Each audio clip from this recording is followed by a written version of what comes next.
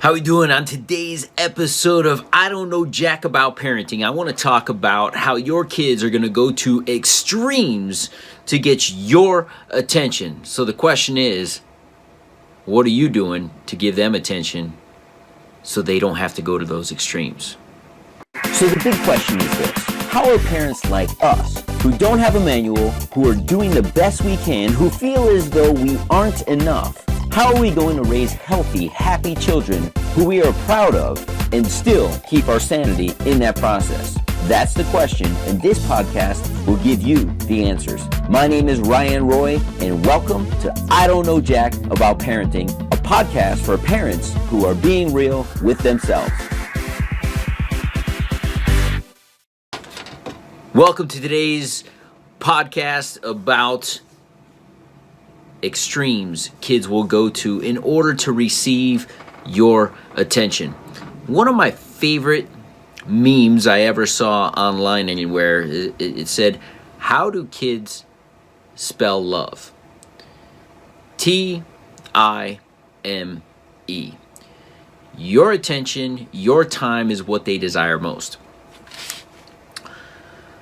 So what got me thinking about this? I have a friend in my life who has a son who painted or colored the entire wall of a room one day, across the bottom as high as he could reach. And my friend, I called him one day and I was like, what's going on? And I won't use the verbiage that he used or the language that he used, but he basically is like, I'm sitting here painting all day because my son sat there and painted the walls, colored the walls with markers and crayons and whatnot. And he's like, he doesn't behave well, he doesn't do this, he doesn't do that. And I thought to myself, man, first of all, the question was, for me in my mind, and I didn't share this with my friend, right? I don't like to criticize how other people are parenting, but I never had that challenge. And there's a lot of challenges out there that I didn't have, and there's a lot of challenges that I have had. Trust me, I have my own parenting faux pas. I started the podcast with the first one of my son basically being challenged with anxiety, and he punched himself in the face because he felt as though he wasn't good enough, and nobody cared about what he said, and that's what started this podcast. Like, I don't know jack about parenting, but what I do know is that kids desire our time. They desire our attention. They love us, they want our attention, and they're going to do whatever it takes in order for them to attain that attention, even if it's destructive behavior. So, as my friend's telling me this story, and I just recently visited with him, and he basically reiterated, he's like, man, I've painted these walls like 10 times. So there's a couple things that can happen here. My first thought is, if he can't control his urges of painting on the walls, why do you continue to give him markers? And he's like, well, we always give him the washable markers now. He goes, but we have light gray walls, so you can kind of still tell, no matter how washable they are, there's still color in them. So he gave him an easel.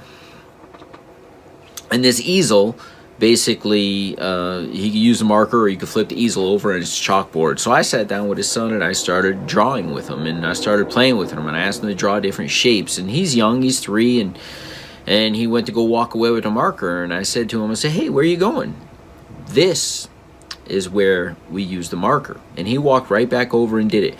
Let me tell you something about that right there. It's chapter 14, I believe, of my book, Be the Dad You Wish You Had, which there's copies of it right behind me. And that there is give clear directions. There's another chapter in that says, don't tell them what not to do, tell them what to do, right? So it wasn't don't draw on the wall.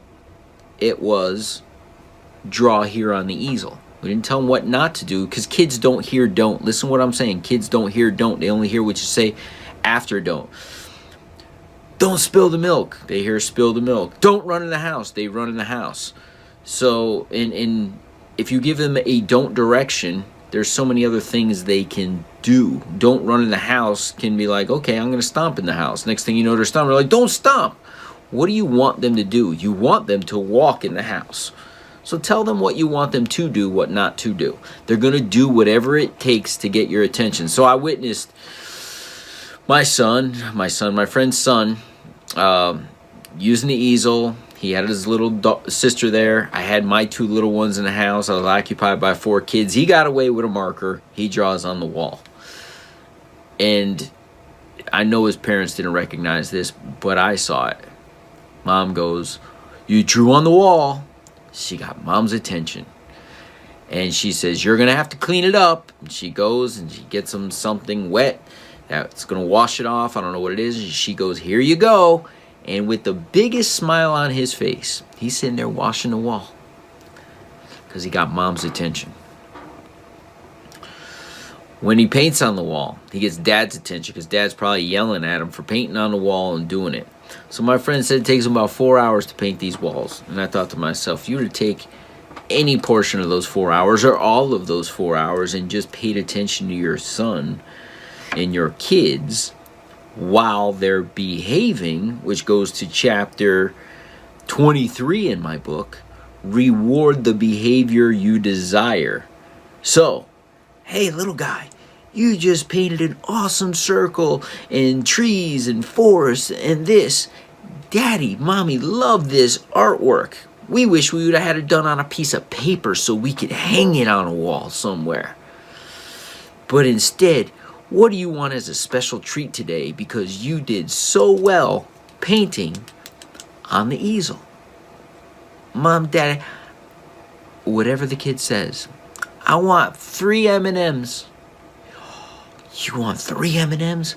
How about because you did so well, we give you 4. 4 M&Ms. And guess what? You rewarded the behavior. So next time he paints on the wall, say, oh, I guess we can't do M&Ms because you know rewards happen when you paint where you're supposed to paint or you color where you're supposed to color. See, we need to anticipate our kids' needs. And what do they need? They want us. They want our time. And even when we're exhausted and when we're tired. I'm a very organized person in a lot of ways. And I'm disorganized in a lot of ways. People laugh at me when I tell them this. Every single day, I write down a list of things I want to accomplish within the day in order for me to be successful the way I see life as successful. One of the things I do each and every single day is write something I'm going to do with my kids that day that they don't have to ask me to do. Right now, we have some special things in our lives that happen every single week. So on Friday night, we do movie night that happens automatically. We get a little snack. We turn on our TV. Sometimes he wants to go to Redbox, but a lot of times we just stream something. But every Friday night, it's movie night. He looks forward to that. Some of those Saturday nights turn into not Friday night, but movie night also. But a lot of Saturday nights turn into camping in the living room, watching a movie also. It all depends. But Friday night, movie night is golden. Monday nights, Daddy goes out. He knows every Monday night, Daddy goes out somewhere. So I'm not there. So we make up for it in other ways. My point is, we need to set up a system every single day. Today, he gets home in a couple hours from school. He wanted to make a bow and arrow. He has a video game. And guess what's on my list today? We made the bow. We need to make some arrows. So guess what we're doing when he gets home today? We're going out to the wooded area out behind our house. And we're going to go find some sticks that can become arrows. And we're going to carve them. That's what we're doing. It's on my list. It's going to get done. If I don't do that today, this is how my day is going to look. Daddy, can we go and make some arrows? Daddy, we got to get some arrows. Daddy, I want to make some arrows. We made the bow. You told me we could do the arrows. Daddy, we need to do this. And I'm going to get frustrated. I can imagine some of you parents out there listening right now are like, man, that's my kid. Every single day, 1,000 questions. I got things to do. I got things to do too. But I could spend 2 or 3 hours telling him all how busy I am. Or I could spend 15, 20 minutes going out, looking for the stuff and satisfying his need for the day. And then guess what's going to happen? Once his need is satisfied and I get to go and do some things that I need to get done, later on when he has to do something that he's already been rewarded for the behavior, he's rewarded. He's a good kid. I always tell him he's a good kid. He said this is what he wants to do. Daddy put it on his list. He's going to do it. I'm rewarding the behavior I desire. But he's going to reward me because later on he has to study. He has some spelling words he needs to study. And I'm going to say, did you want to make an arrow yesterday? Yes. Did Daddy put time aside to do it? Yes. Did Daddy put time aside today to collect your arrows and help you carve those arrows? Yes. Did Daddy let you shoot those arrows today? Yes. Did you get practice in doing what you wanted to do? Absolutely, I did, Daddy. So now it's time for you to put in your work so that we could do a lot of those other fun things. So today we got to study our spelling words. We're going to go through 20 words twice. He will get them in that time period. He always does. And then guess what? We're going to move forward with our day. Kids will do anything to get our attention. They will drive us nuts. They'll drive us crazy. They will ask us 1,000 questions. They love us. But if we ignore them, and I'm guilty of this, I'm telling you people, I know jack about parenting. Not too long ago, this contraption that I'm recording this on my phone. I had it in my hand, and my son said to me, that phone is more important to you than I am. Man, I had to put that phone down. That got my attention. So guess what happens? Now when he comes home from school, at 5 o'clock, the phone goes away, the computer gets turned down, because that message was loud and clear. His perception is his truth. His truth is, for some period of time, that my phone was more important to me than he was. I do not need my son thinking that. So I needed to change my behavior, or he was going to start changing his behavior in a negative way, guaranteed, in order to get more of my attention. So he said it, I listened to the clue, and guess what? The phone goes away. I've actually had my phone in my office downstairs for 2 weeks now. And it's actually kind of nice because I'm spending more quality time with my family and not attached to this contraption that I utilize for work. But work is not more important than my family.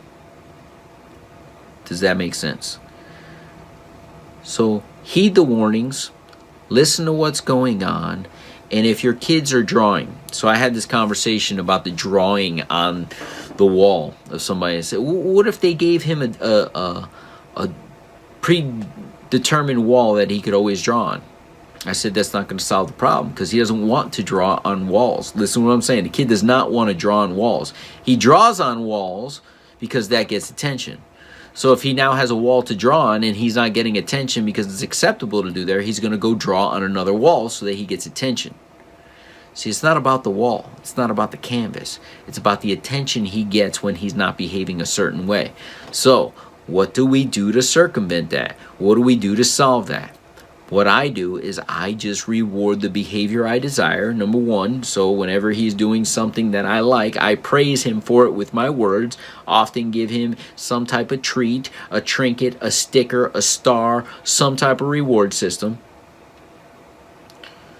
But I also, without fail, every single day, there is dedicated time to each one of my boys on my goal list so they can't come to me and say, Dad, you haven't spent any time with me. Because I always get to say, yeah, didn't we do arrows today? Didn't we build arrows for the bow and arrow that we made yesterday? That we came up with from the book we were reading a couple days ago? Oh, yeah, so Daddy has been spending some time with you, hasn't he? Just didn't recognize it. Spend time with your kids.